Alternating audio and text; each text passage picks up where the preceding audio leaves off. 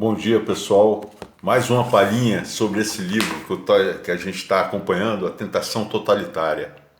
Tentação Totalitária, no capítulo 14, A União dos Nove Poderes. Eu vou continuar lendo e dou uma parada quando tiver uma relação assim com a situação que a gente está encontrando no Brasil. Então vamos lá. A União dos Nove Poderes.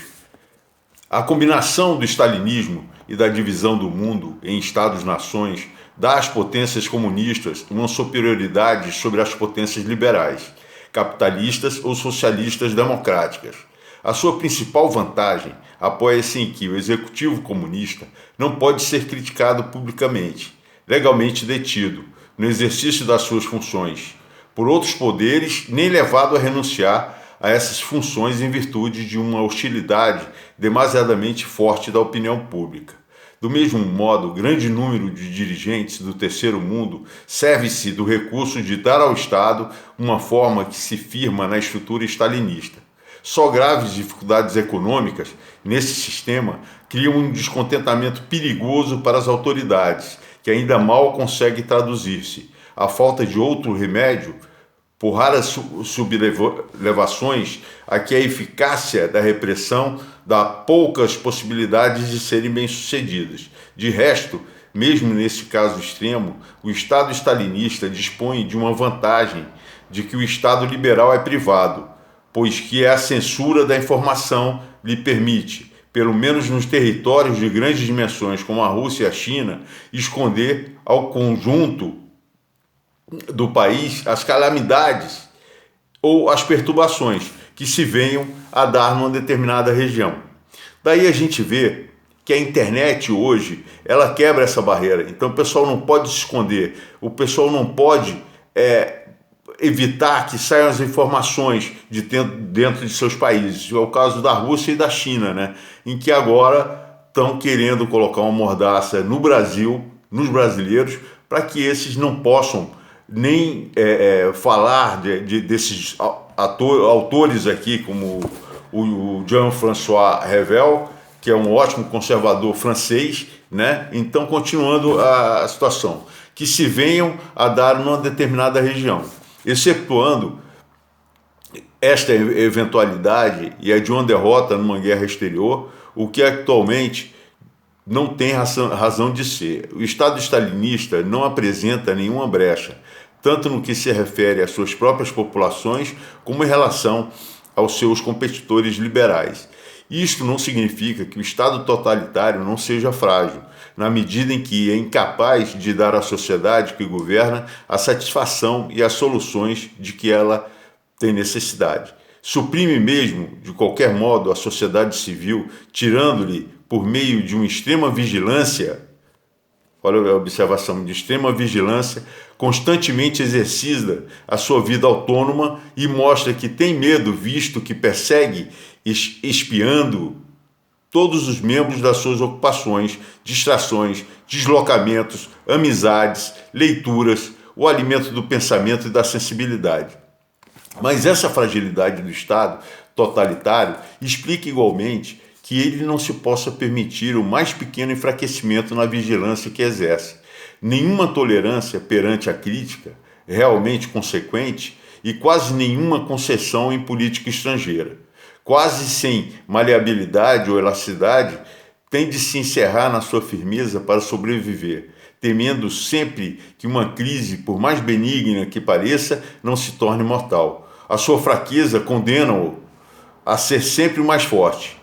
Perante esta lei do fortalecimento do Estado totalitário, a lei de evolução do Estado democrático fala o caminhar numa direção exatamente oposta, a da separação, da multiplicação e da diversificação crescentes dos poderes e dos centros de decisão. A ideia de separação, de equilíbrio e de controle recíproco dos poderes foi, de resto, o que inspirou o nascimento do Estado liberal. A separação dos três poderes, segundo o sentido de Montesquieu, lhe dá, transformando-se frequentemente em motivo de escárnio como ultrapassado, atendendo ao que se transformou simplesmente a favor de um totalitarismo disfarçado em socialismo ou a favor de um movimento da direita modernista e antiparlamentarista. Na realidade, é extremamente difícil de respeitar, exige um elevado nível de consciência cívica e continua a ser, apesar da sua idade, a base da democracia. Que isso aconteça numa versão presidencialista, parlamentarista ou mista, não existe instituição democrática se o executivo governa fora do quadro estabelecido pelo legislativo e sem mandato. Se o judiciário está sujeito a uma comissão ou a uma assembleia. Mas muitos outros poderes, depois do século XVIII, se separaram dos três primeiros: o poder econômico das empresas, o poder sindical, o poder de informação, o poder policial, que periodicamente tende para se tornar independente do judiciário e do legislativo, e mesmo com o tempo do executivo. O poder militar, que é cada vez mais um poder estranho aos outros e cujas tomadas de posição, mesmo na política interna, são decisivas, e finalmente o poder imperial ou poder de conduzir a política estrangeira. A crescente complexidade da diplomacia e a inevitável dose de segredo e de serviços secretos que permite tornaram-se como um ramo independente dos governos, a ponto que contorna descaradamente os instrumentos de controle parlamentar e mesmo, por vezes, o próprio titular dos negócios estrangeiros. Não tento escondê-lo. Esta lista é, ao mesmo tempo, heterócrita, impressionista e empírica. Não possui nada de científico, a não ser a confissão da minha parte de que não o é. Com efeito, concebem-se outros poderes além desses, com o poder tecnológico, mas tecnologia e democracia tornaram-se inseparáveis, ou ainda o poder regional, poder esse que em alguns países democráticos já existe tradicionalmente, desde a origem e assiste à sua reforma. Vendo-se no seu seio confrontarem-se os 9 ou 10 poderes anteriormente enunciados, inclusive que o paradoxo, o poder de fazer uma política externa. Assim, a Alberta, no Canadá, e a Escócia, na Grã-Bretanha, resolve integrar-se diretamente no círculo internacional do petróleo, sem passarem pelos respectivos governos centrais. Critica-se sempre não se poder colocar no mesmo plano o exército dos países subdesenvolvidos, cujo peso na política é de caráter primitivo e pretoriano, e o dos países desenvolvidos, cujo poder do complexo militar e industrial deriva da especialização, ao mesmo tempo tecnológica e estratégica, cada vez mais requintada dos problemas de defesa. Critica-se ainda, deixa eu dar uma parada aqui porque está muito sol.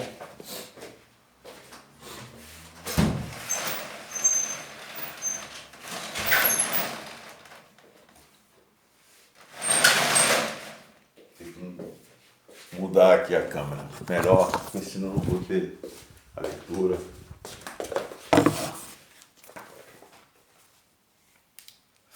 Critica-se também não se poder colocar no mesmo plano o exército dos países subdesenvolvidos, cujo peso na política é de caráter primitivo e pretoriano, e os dos países desenvolvidos, cujo poder do complexo militar e industrial deriva da especialização, ao mesmo tempo tecnológica e estratégica, cada vez mais requintada dos problemas de defesa.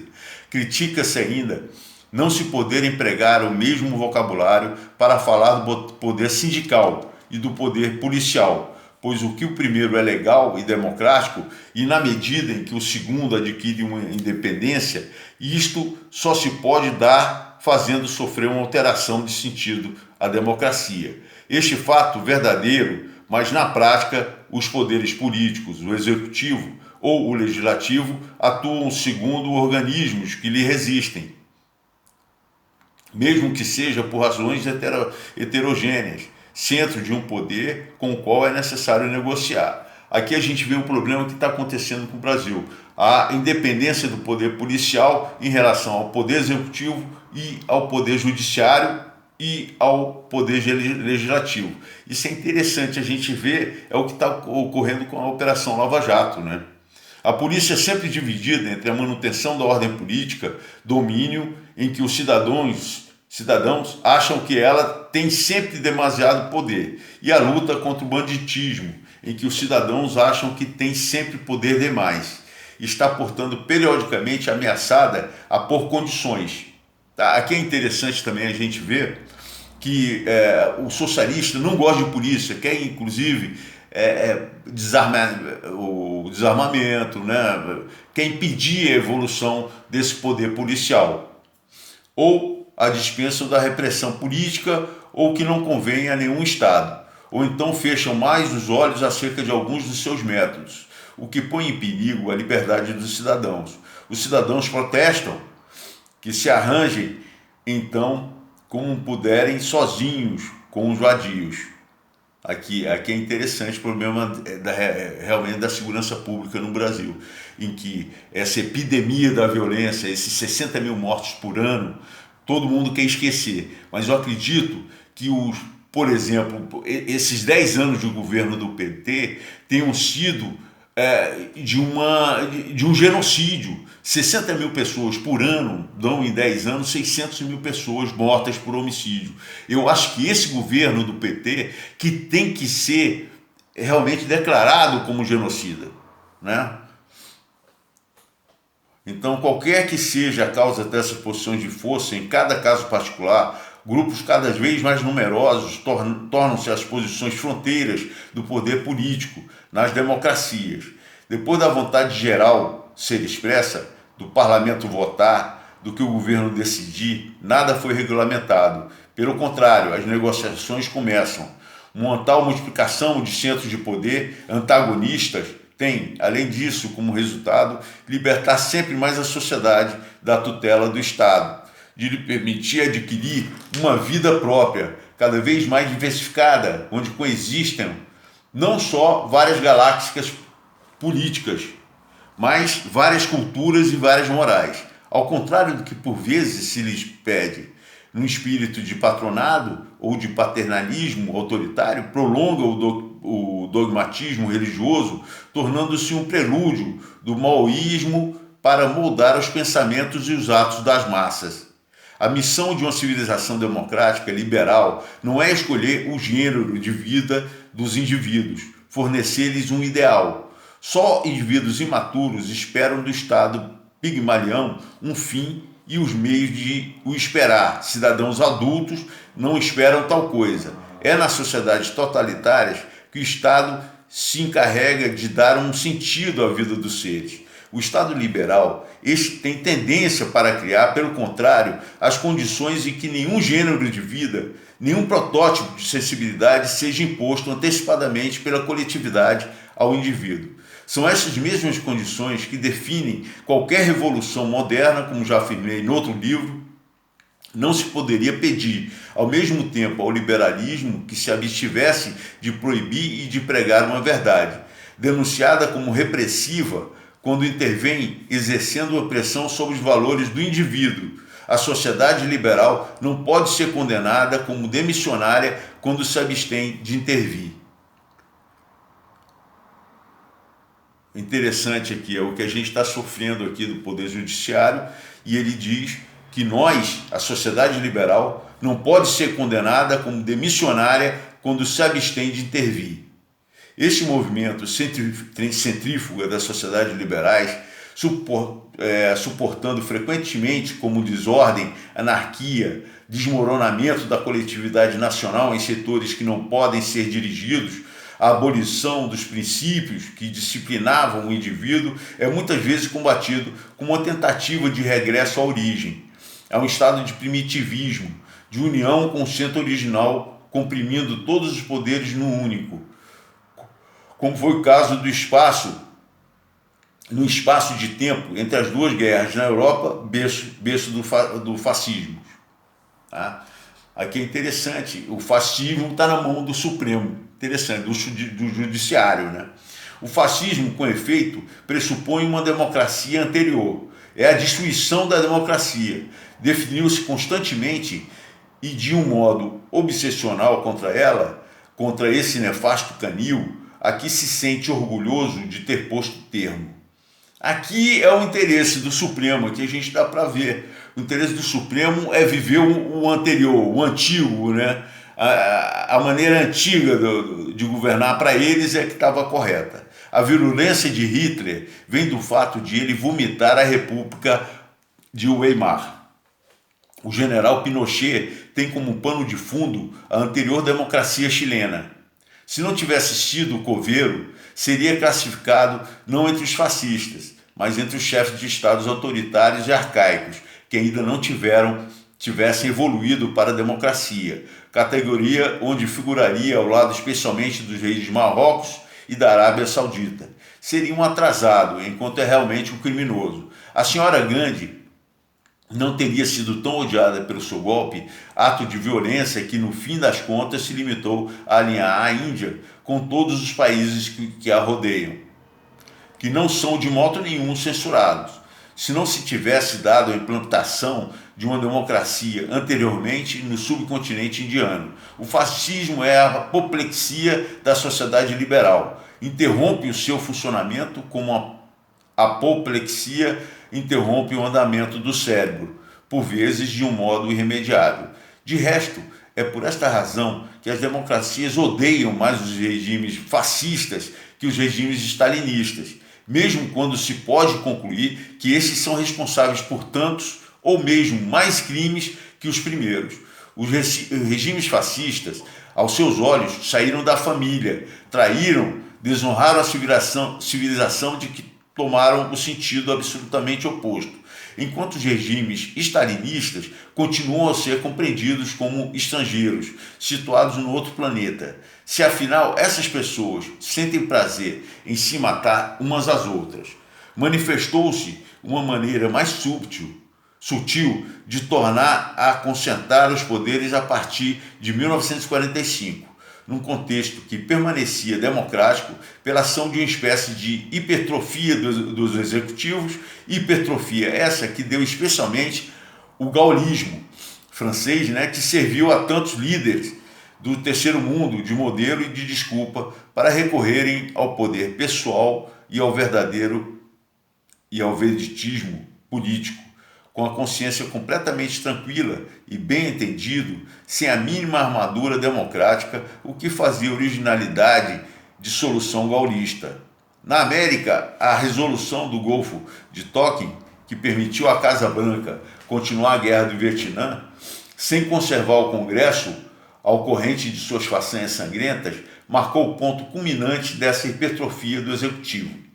Em 1974, a conclusão do caso Watergate foi a desforra dos poderes periféricos contra o centro.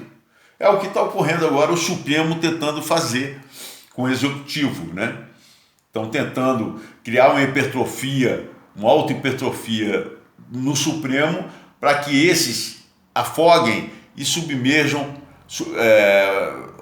afundem o Executivo. A imprensa, a opinião da Justiça, o Congresso constrangeram o chefe do mais poderoso Estado do mundo à demissão por irregularidades constitucionais. Apesar das censuras universais, o que atraiu para o povo americano, em particular da parte da União Soviética, esta nova execução de Luís XVI, que sem ser sanguinária, foi talvez ainda mais revolucionária que a primeira. A forçada demissão de Nixon, obtida em condições que juridicamente não podiam ser atacadas, um putsch legal, mesmo justificado, ficou marcado por uma regressão e não por um progresso da democracia. Tais quais os impeachments, Isso é interessante. Eu vou dar uma parada por aqui para o vídeo não ficar muito longo, mas a gente vê que esse Jean-François Revel parece ser um profeta, profetizando todos os acontecimentos que uma democracia iria sofrer por ter três poderes, o qual, um andando mal, afeta completamente todo o governo do Executivo, no caso. O Supremo andando mal acaba influindo em que o avanço do Executivo, das pautas do presidente Bolsonaro, não sejam, então, desenvolvidas, não possam ser desenvolvidas de uma maneira que a sociedade que votou pelo voto direto e ele foi eleito, acredito, com mais de 80 milhões de votos, pois acredito que os 57 milhões oficiais, eles não estão interligados com a realidade, pois a gente não pode confiar num sistema de eleição sem o voto impresso. Na realidade, eu acredito que o Bolsonaro tenha tido entre 70 a 80 milhões de votos. Muito obrigado.